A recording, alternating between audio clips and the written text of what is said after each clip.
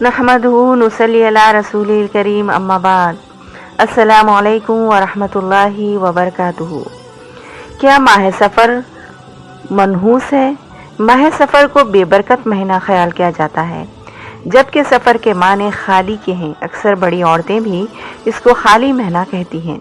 अहले अरब इस महीने को सफ़र इसलिए कहते थे कि वो माह मुहर्रम में क़त्ल गारतगिरी और लूट मार हराम समझते थे, और जैसे ही माह मुहर्रम यानी मुहर्रम का महीना ख़त्म होता था और सफ़र का आगाज़ होता था तो अहले अरब अपने घरों को छोड़कर जंग के लिए निकल पड़ते थे। जंग की वजह से खून खराबा खूब होता, मर्द मारे जाते, औरतें बेवा हो जाती, बच्चे यतीम हो जाते, माशी हालत अबतर हो जाती। अहले अरब बजाय इसके कि अपनी इस्लाह करते, इस महीने को मनहूस समझने लगे। बिलखुसूस ख़वातीन इसे ज़्यादा नहुसत वाला महीना समझती थी, क्योंकि इनके घर उजड़ जाते थे। जबकि अल्लाह ताला ने फरमाया है, सूरत तौबा आयत नंबर 51 में अल्लाह ताला ने फरमाया है, औज़ु बिल्लाहि मिनश शैतानिर रजीम, बिस्मिल्लाहिर रहमानिर रहीम, कुल लन युसीबना इल्ला मा कतबल्लाहु लना हुवा मौलाना वलल्लाहि फलयतवक्कलिल मुमिनून। कह दो कि हमें कोई मुसीबत हरगिज ना पहुँचेगी मगर जो अल्लाह ताला ने लिख दी है वही हमारा कारसाज है, और अल्लाह ही पर चाहिए कि मोमिन भरोसा करे।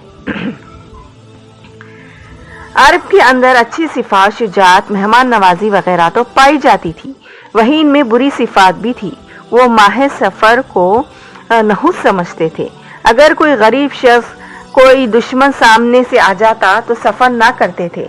हुजूर सल्लल्लाहु अलैहि वसल्लम ने इन सब की नफ़ी फरमाई और फरमाया, इन चीज़ों से कुछ नहीं होता, नफ़ा और नुकसान सब कुछ अल्लाह रब्बुल इज़्ज़त के हाथ में है।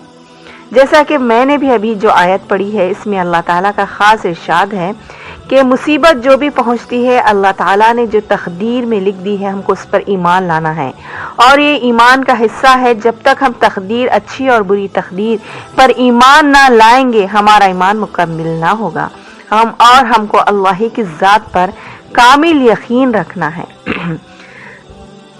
आइए अब हम देखते हैं सफ़र की क्या असल में कोई नहुसत है या नहीं। सफ़रुल मुज़फ़्फ़र इस्लामी साल का दूसरा महीना है। इसको ख़ास कर नबी करीम सल्लल्लाहु अलैहि वसल्लम ने सफ़रुल मुज़फ़्फ़र फरमाया, यानी कामयाबी का, जीत का महीना। तारीख़ इस्लाम में इस महीने को ख़ास हैसियत हासिल है। इस महीने की 27 तारीख़ को हुज़ूर सल्लल्लाहु अलैहि वसल्लम ने मक्के मुकर्रमा से मदीने की तरफ हिजरत फरमाई, जो इस्लाम के गलबा और इस्लामी रियासत के क़याम का सबब बनी।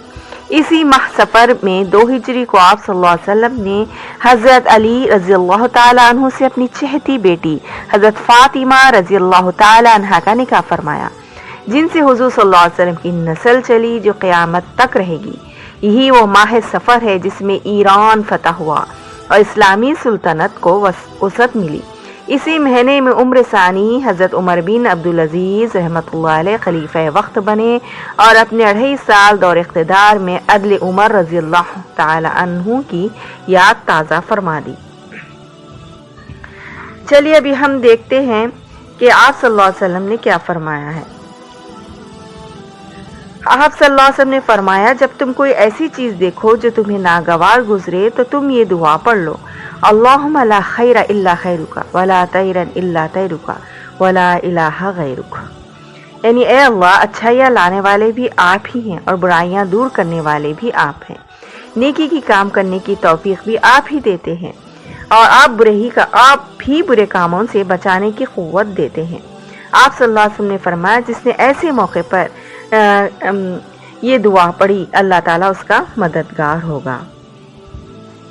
अब हम देखते हैं कि नहुसत और बदशुगनी के हवाले से आप सल्लल्लाहु अलैहि वसल्लम ने क्या फरमाया है। नहुसत और बदशुगनी के मामले में आप सल्लल्लाहु अलैहि वसल्लम ने फरमाया है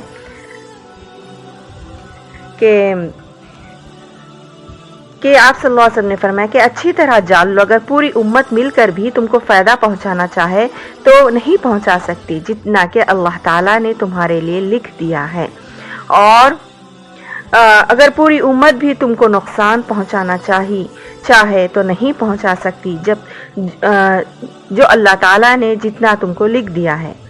تو اس سے ہم کو یہ سوچنا چاہیے کہ نفع اور نقصان پہنچانے والی ذات صرف اللہ تعالیٰ کی ہے۔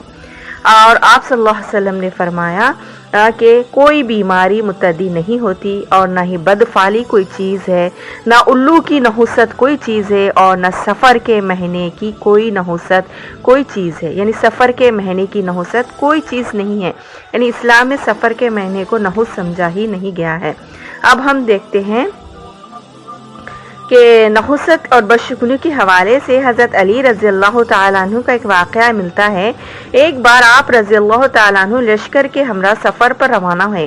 ایک شخص نے کہا اس موقع پر سفر نہیں کرنا چاہیے، کیونکہ اس موقع کی جو گھڑی ہے، جو وقت ہے، اس وقت پہ اگر تم سفر کرو گے تو شکست ہوگی، ہار ہوگی۔ حضرت علی رضی اللہ تعالیٰ عنہ نے جب یہ سنا تو فرمایا لشکر والو ابھی کوچ کرو، فتح و شکست اللہ تعالیٰ کے ہاتھ میں ہے۔